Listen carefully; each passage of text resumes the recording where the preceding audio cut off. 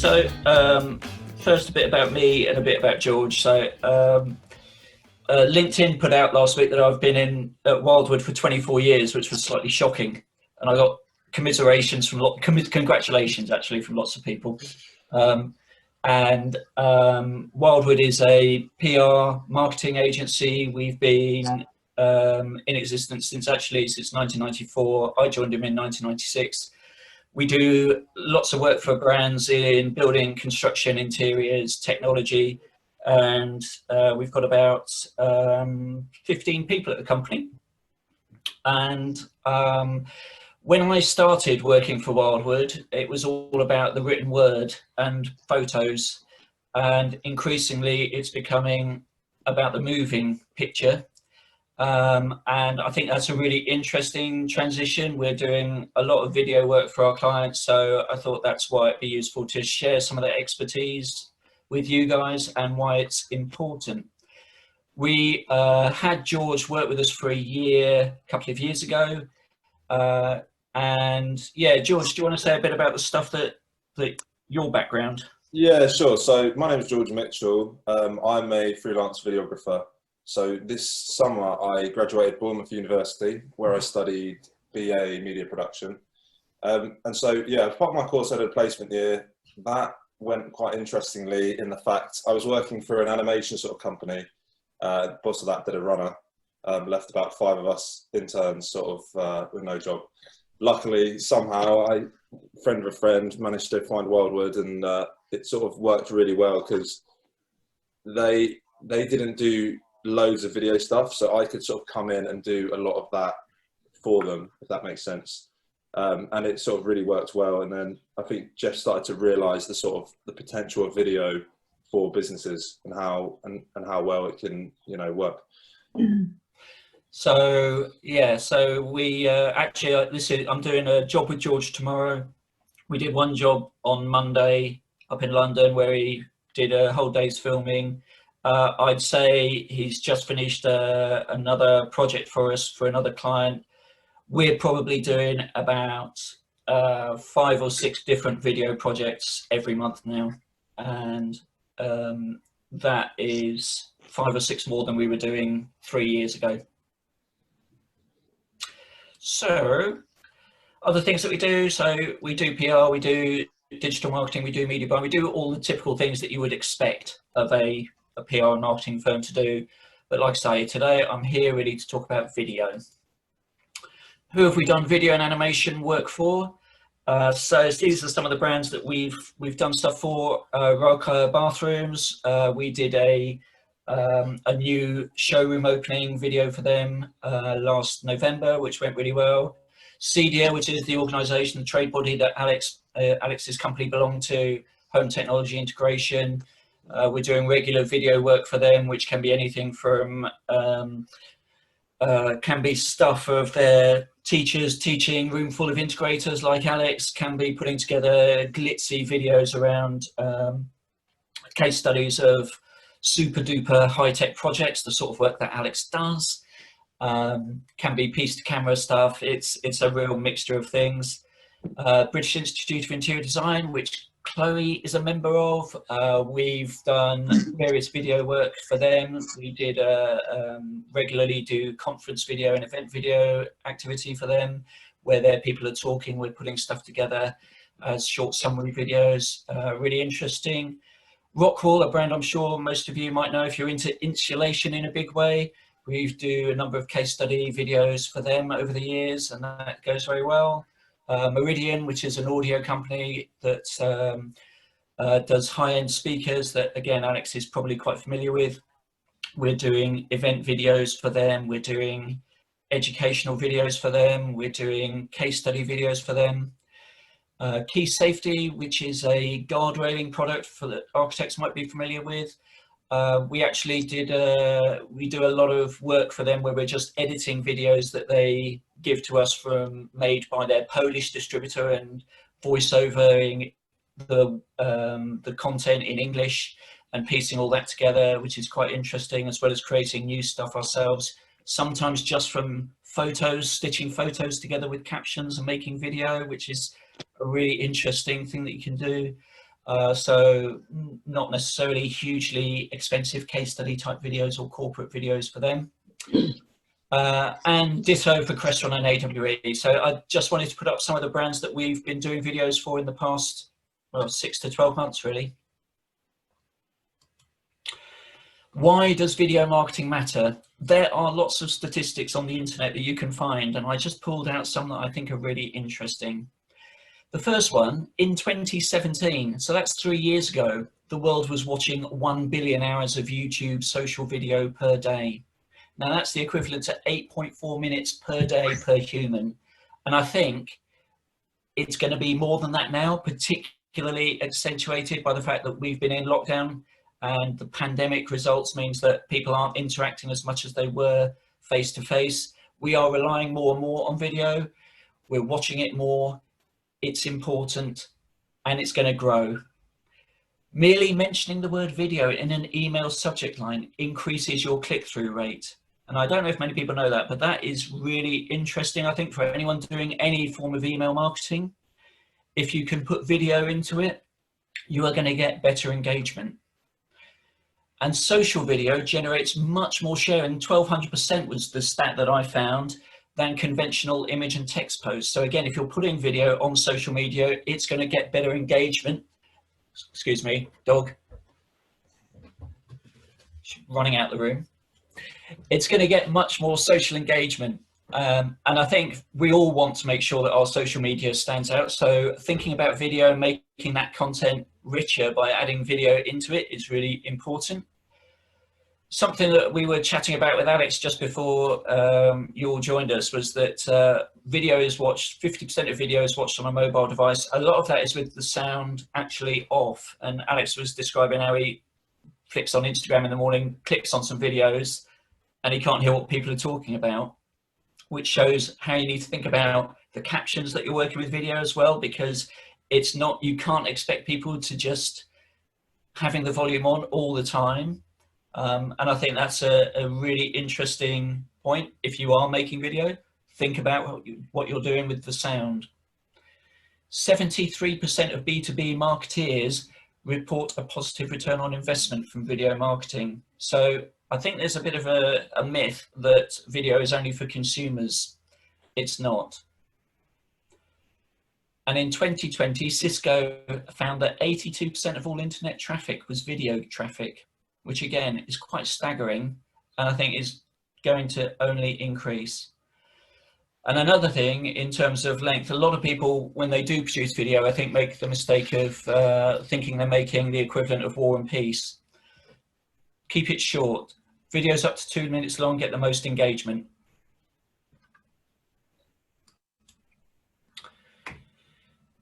So what is video marketing? Well, it's using film and animation to promote and market your product or service. Why you need to think about it is because of that better engagement rate that you'll get on your digital and social channels if you're using video. There are numerous platforms that offer you a really good outlet for video content. Obviously, there's YouTube and YouTube channels. Creating a YouTube channel for your business is a valuable exercise to do. Your website can be the place where your video resides, and you can use that to engage people who visit your website. Instagram is offering various options. You can post in the grid with video. You can create IGTV content. You can make stories out of video or animations. So there's a number of different ways that you can use it on Instagram to engage people. And Instagram, of course, connects with Facebook. So anything you do on Instagram will automatically go to Facebook as well. So think about creating video for Instagram. If you're just doing grid posts, well, that's okay, but actually you can be more innovative and exciting and use it in a much more varied way. You can run Twitter, can take videos up to 2 minutes, 20 seconds rather. So again, you can use video content on Twitter. LinkedIn has recently, I was checking my LinkedIn feed, and the first 6 posts that I saw pop up on my LinkedIn feed were people with video posts.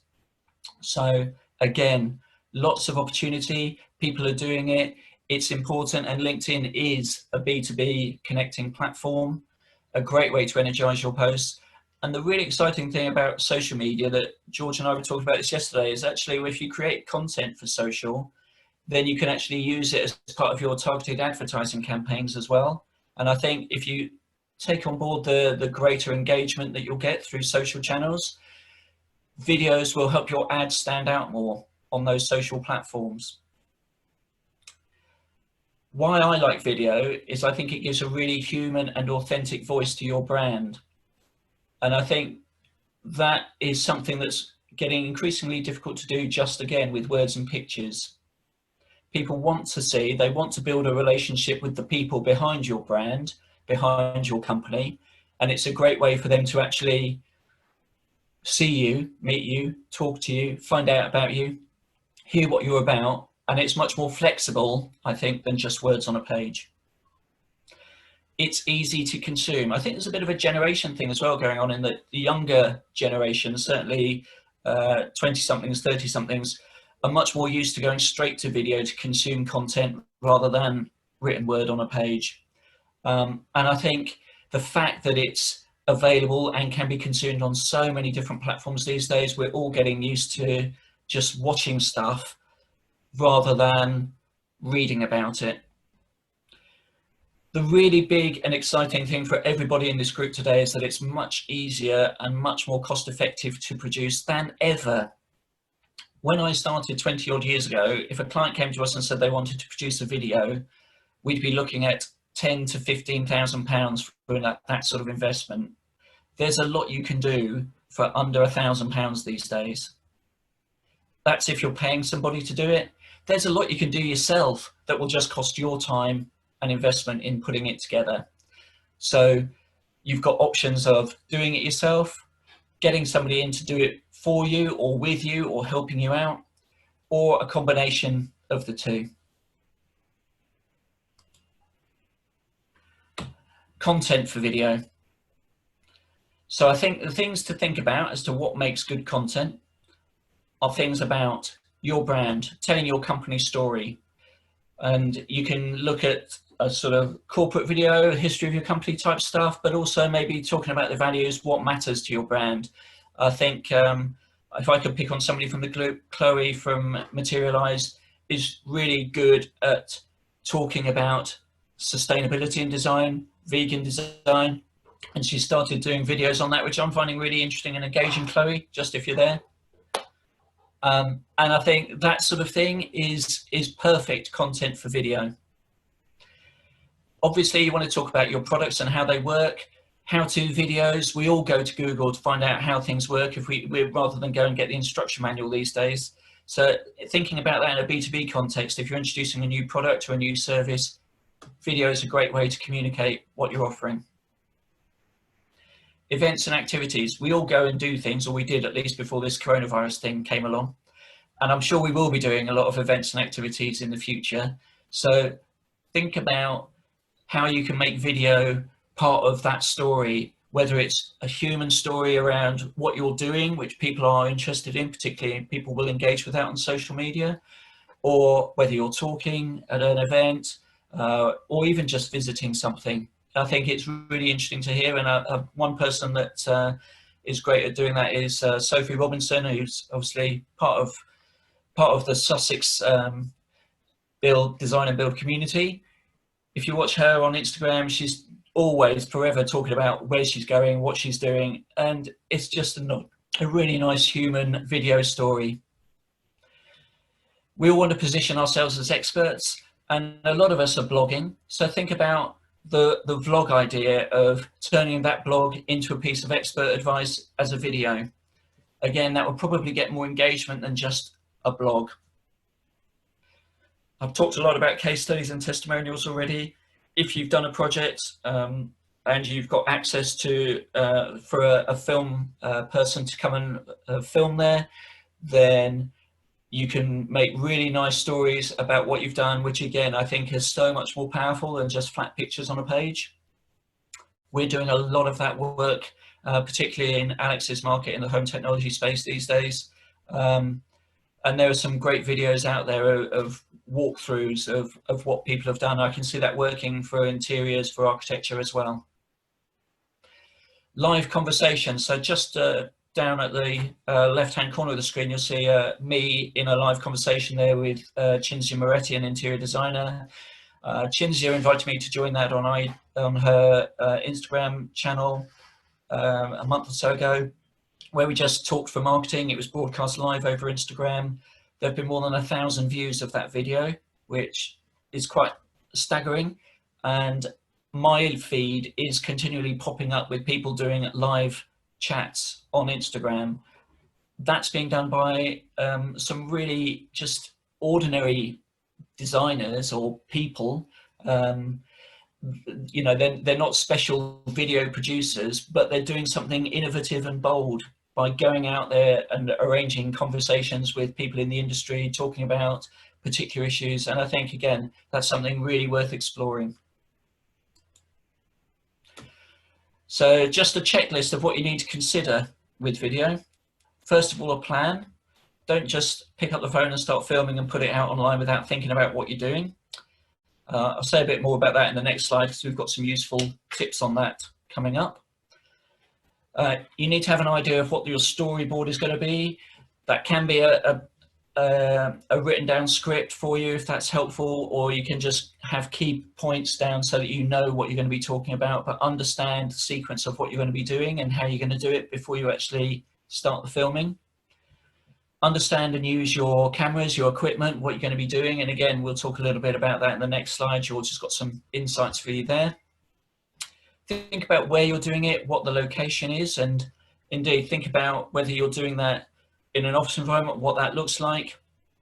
We've all got these backgrounds here, so you know people can see that on a video as well. So what will that say about you if you're filming in this context? Where do you want it to film? Will that be able to say something about you? I think those are all important contexts to think about. Make sure you're prepared so that you're confident before you actually start filming, that you know what you're going to be doing, you're feeling good, you've rehearsed. If you haven't done it before, you know what you're going to be saying. Shoot for the edit. Always shoot more than you think you're going to need. Even if we end up producing a 2-minute, 20-second video that you're going to use on Twitter, it's good to have more than that in the bag, because you want to be able to cut and edit things together and reduce it down, rather than think, all I've shot is 2 minutes 20, how am I going to make a video out of that, because it's not enough. Or indeed, I made some mistakes and I wish I'd done it again. Organize your footage so that you actually have an understanding of what you're actually going to be doing, how you're going to piece it together, so you know before you actually are shooting that you've got a certain amount that might be face to camera, a certain amount that might be a picture of a building or a shot of some plans, but make sure you understand what your footage is going to be and how you're going to organize it together in the actual shoot. Edit, you need to be comfortable about the editing process. Again, we can talk a little bit about that on the next slide. And then music and voiceover. And I think with all those components, if you plan it well enough and you understand what you're doing, you can put a video together that's credible and authentic. So George, do you want to go into a bit more detail? We've got 6 pieces of advice for you if you're shooting DIY video. Can you unmute George, Alex?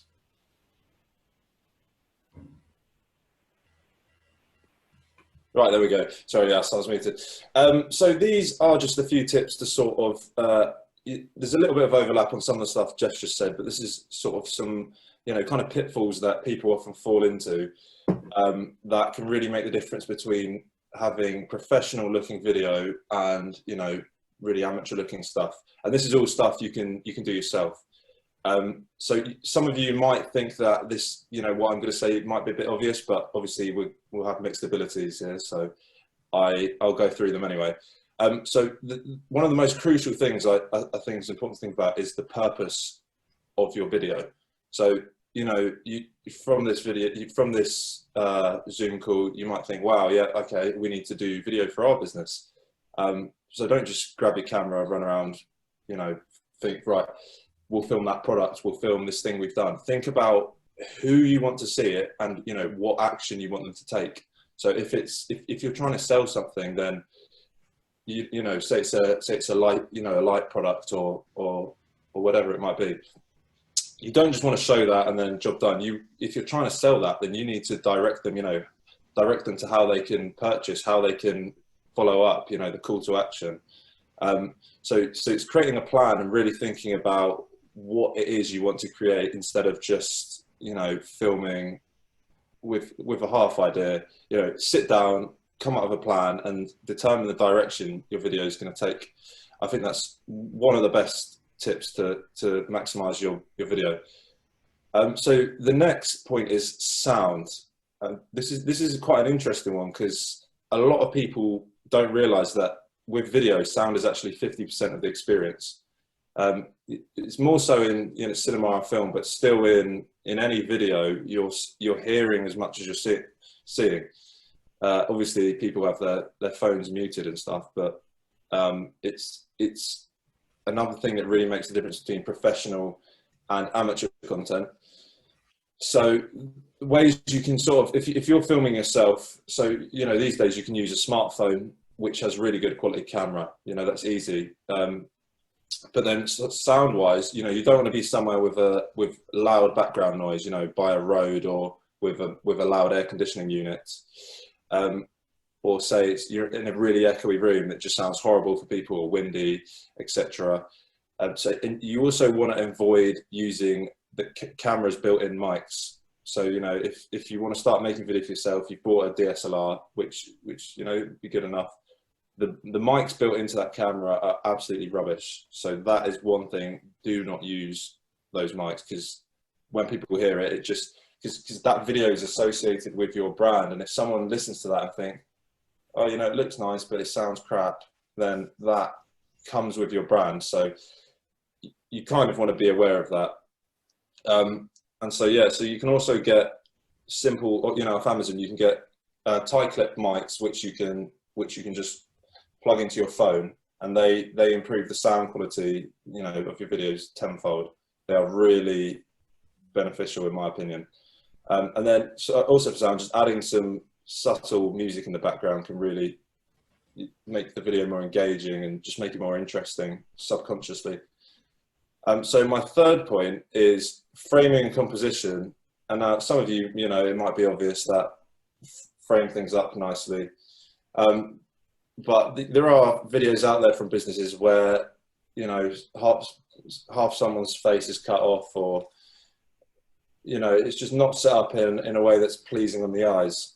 So make sure things are not off the screen, but then make sure you can see them well enough. So, if you're focusing on a product or a case study, or, a job you've done, make sure the fine details, make sure you can actually see them well, instead of just, a quick, vague pan around a room. So then you've also got backgrounds. So you don't want anything too distracting, especially if you're working in the home environment or interiors. If you've got if the bits of clutter around, it just makes the video less clean. So if you remove any clutter, tidy the scene, stage it, that really looks good on video. And then as well, you can invest in a tripod. If you're filming, if you've got someone standing there with a bit of shake, it looks way more professional if you lock that off, put it on a tripod, job done. You can get them for about £20 off Amazon. So it's a great investment if you're going to start rolling out video content. So then we've got lighting. So when you think about video, it's essentially just capturing light when you think about it. So you want the light you capture to be, to fill your scene. If you've got someone poorly lit, if you're filming someone's face, then it's not going to come out nice, because there's not enough light there. So where you can use natural lighting, such as windows, it's pretty cheap to invest in some video lighting as well. These, I think Amazon's great for finding all sorts of kit. You get next day delivery and whatnot. And yeah, using, if you've just got lamps around, using them can really make a difference. You get professional video right away from those points. So then we move on to editing. Now this is something that scares quite a lot of people. I'm not sure how most of you feel about editing, but it's really quite simple. Once you actually get down to it, if you can picture kind of the rough thing you want, you'll be able to put something together. So adding things such as, you know, an intro and outro slide, having some titles, you know, just using words to say what the video is about before, instead of just uploading straight from your camera roll, just a video. That can work, but it adds another level of professionalism to have, you know, your logo overlaid in the top corner, having some transitions, and, you know, pieces like that. And I mentioned captions. So we were having a discussion. I'm not sure how many of you had joined at this point, but a lot of people use their phones muted.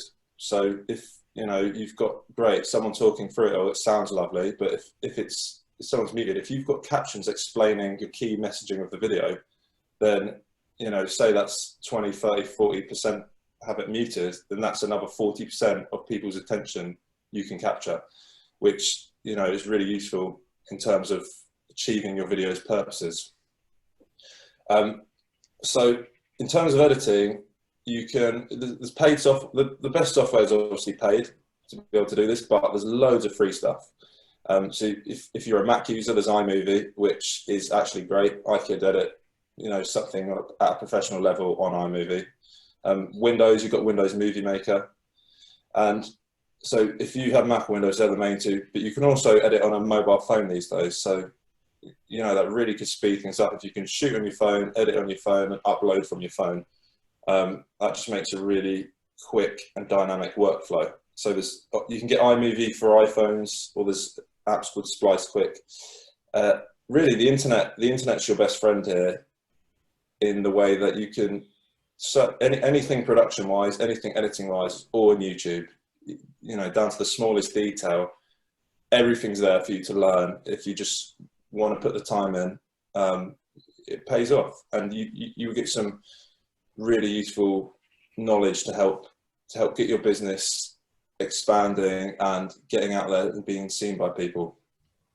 So my final point is branding, and that kind of ties into the editing side. It's just, make sure you stay on brand. So, you know, if your brand uses across your content a certain font, a certain color scheme, then you want that to come across in your videos. So, you know, if you've got text coming up, use your brand fonts, use your color schemes.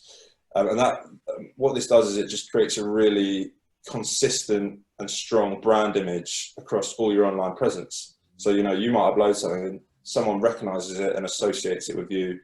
And that's really what you want. You want to be at the forefront of people's minds. So, you know, I won't go too much past that, but they're just some really easy ways that you can sort of, you know, not just create content, but make it a bit more professional, which will give you better results overall. Now, I decided not to actually show you any video in this presentation, because you all know what a video looks like. If you want to see some video, you can go to our website and see some of the stuff that we've done. I've actually picked stills from some of the projects that we've done over the last couple of years on these pictures. And in fact, one George and I are doing tomorrow. So the bottom right there is South Lodge Hotel Spa, which you'll probably go to. I'm sure you're all members. Well, the bricks from a client of ours, and we're going to film the bricks there tomorrow. So that's super exciting as a video project. Okay, so where to go for more advice? Obviously Google, as George said. The internet is a font of knowledge on this, and I think as George says again, you know, if you want to do this yourself, you can get to a much better standard than you are at the moment just through what you can find on Google and what you can buy on Amazon.